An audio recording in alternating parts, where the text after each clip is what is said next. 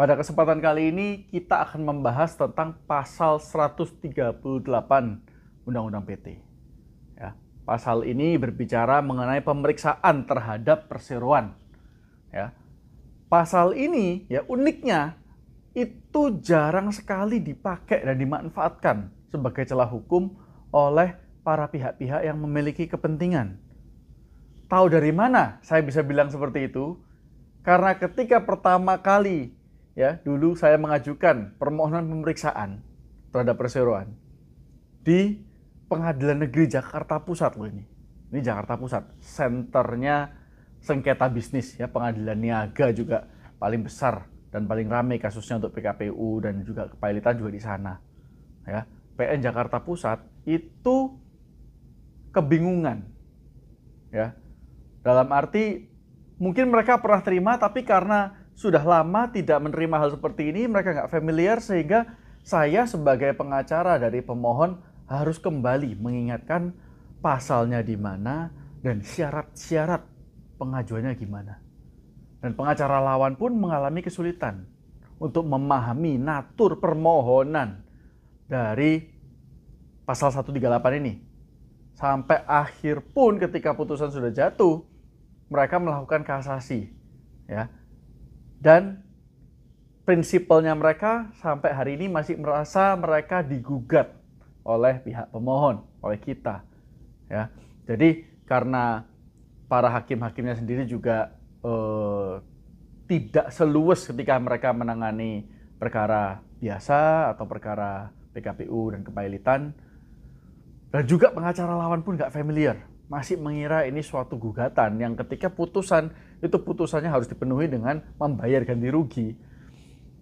Saya akan menjelaskan di sini supaya lebih sedikit hal-hal seperti ini ditemui baik oleh kami ya selaku praktisi di Ansugi maupun buat kalian-kalian nih supaya paham gitu apa sih maksudnya pemeriksaan terhadap perseroan ini, kenapa kok sangat langka, sangat tidak familiar, dan mungkin prosedurnya kita juga nggak tahu gitu ya, bentuk dari gugatannya itu apa, kalau memang permohonan kenapa harus ada cross examination dan lain sebagainya. Ya, saya mulai dulu dari tujuannya, dari tujuan dari pemeriksaan. Tujuan dari pemeriksaan terhadap perseroan adalah untuk menemukan alat bukti, ya, untuk mendapatkan kepastian mengenai apa yang sebenarnya sedang terjadi di perseroan.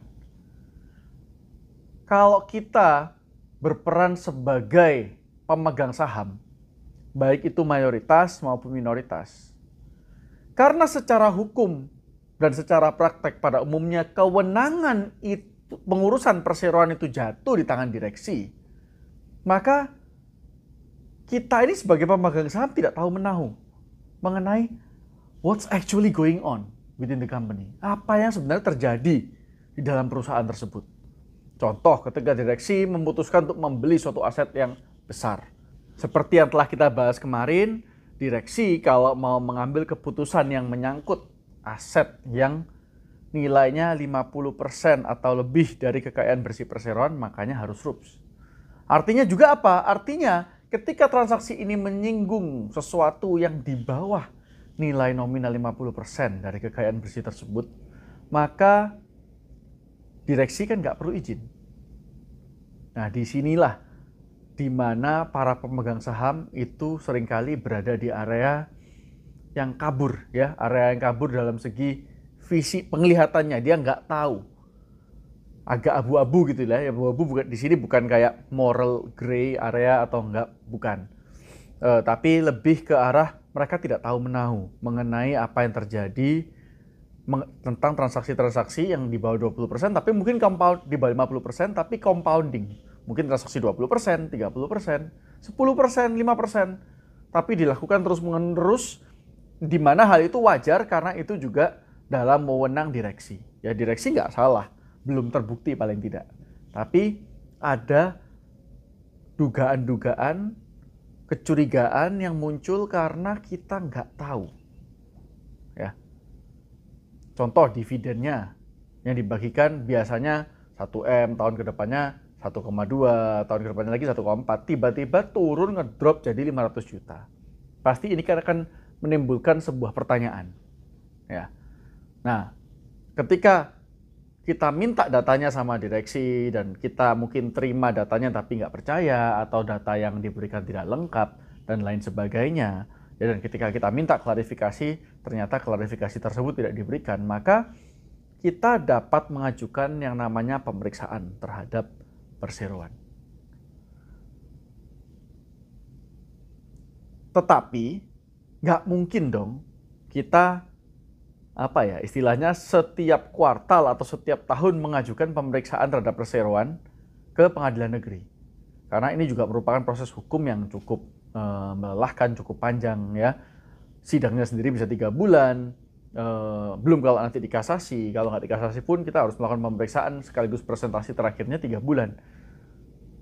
Jadi kalau kita setiap tahun menerima sebuah perseroan ya, kalau setiap tahun dia diperiksa terus-menerus, ya jadinya nggak kerja dong. Ya. Maka dari itu pemeriksaan ini hanya akan dikabulkan kalau sudah memenuhi 4 syarat. Ya. 4 syaratnya adalah pertama, adanya dugaan.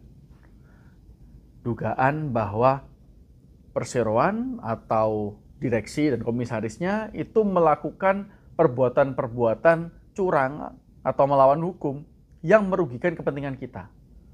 Itu dugaannya harus ada dulu. Nah, dugaan ini kalau kita berkaca pada pasal 173 HIR dan juga pasal 1915 BW, itu dugaan mengenai suatu fakta itu harus ada dulu faktanya. Ya, faktanya ada, dugaannya muncul, lalu kita dari dugaan ini kita menafsirkan, wah mungkin arahnya ke sini, mungkin arahnya ke sini. Tapi untuk yang ini kita belum punya faktanya.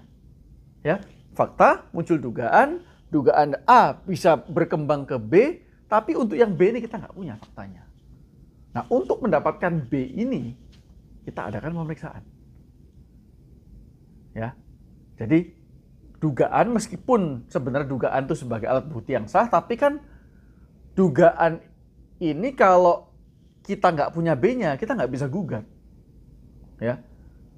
Maka dari itu dugaan dalam hal pemeriksaan itu hanya berlaku sebagai alat bukti di kasus yang A-nya. Ya, fakta A-nya. Fakta A-nya harus ada, dugaannya apa. Saya kasih contoh ya. Sama seperti kasus tadi, di mana laporan keuangan dan dividen yang turun itu ke pemegang saham tertentu itu tahun pertama 1M, tahun kedua 1,2, tahun ketiga 1,4. Tahun keempat turun jadi 500 juta. Nah ini kan fakta nih.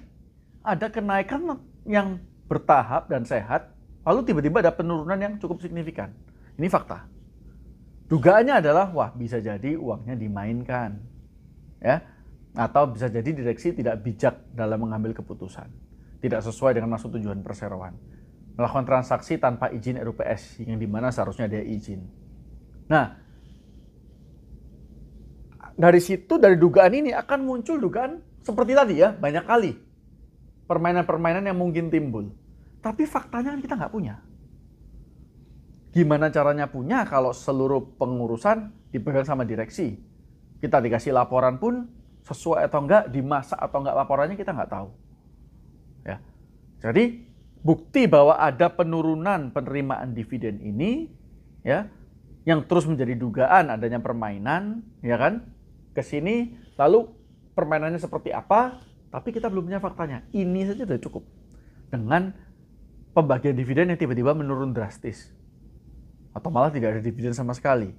Itu sudah cukup menjadi bukti atas dugaan yang ada. Ya. Lalu kedua, ya, yang harus dibuktikan, itu dugaan tadi itu harus mengenai tindakan perseroan yang dianggap melawan hukum. Ya. Contoh, mungkin perseroan terlibat suatu kasus, tapi sengaja disembunyikan dari para pemegang saham. Tidak, dengan disembunyikan bukan berarti kan kasusnya nggak jalan. Kasusnya tetap jalan, tapi uang perseroan habis untuk mendanai kasus tersebut. ini dugaan yang dapat diterima oleh pengadilan. Ya. Dugaan mengenai adanya perbuatan melawan hukum yang dilakukan oleh perseroan atau direksi atau komisaris. Ya.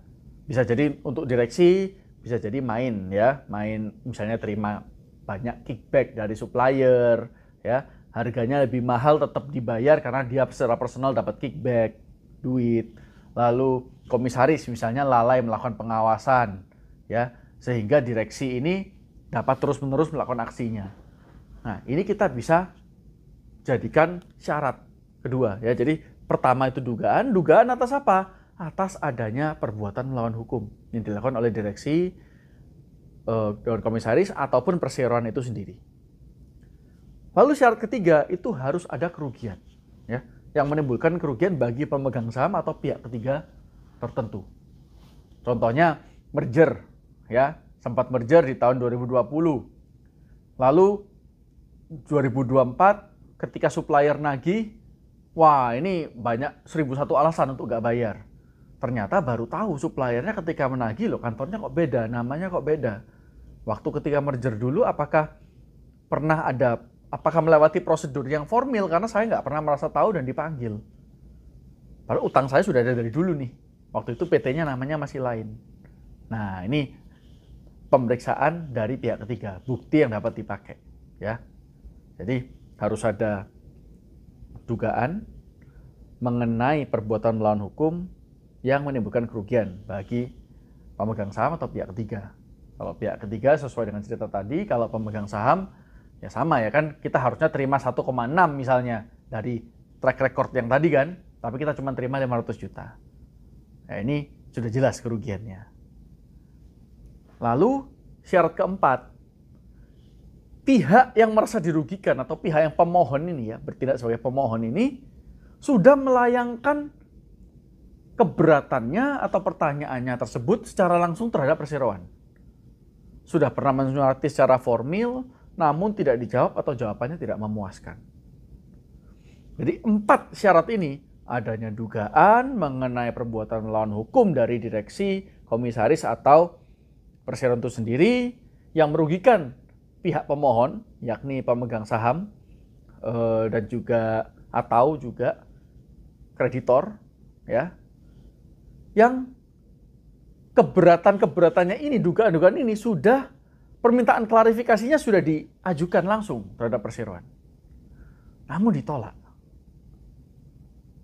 Berarti kalau bisa saya simpulkan pakai bahasa sehari-hari, harus ada dugaan bahwa perseroan ini nyelewengkan sesuatu yang merugikan pemohon, tapi ketika dimintain keterangan nggak kunjung diberikan atau diberikan dengan cara atau isinya tidak memuaskan.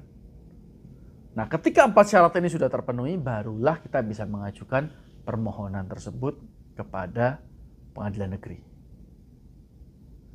Sekian dulu tentang pemeriksaan supaya kalian paham dulu esensinya. Untuk mengenai prosedur pemeriksaan, bentuk gugatannya, kan banyak orang mikir itu gugatan kan, dan juga lain-lain mengenai hal itu akan dibahas di video selanjutnya. So, stay tuned guys.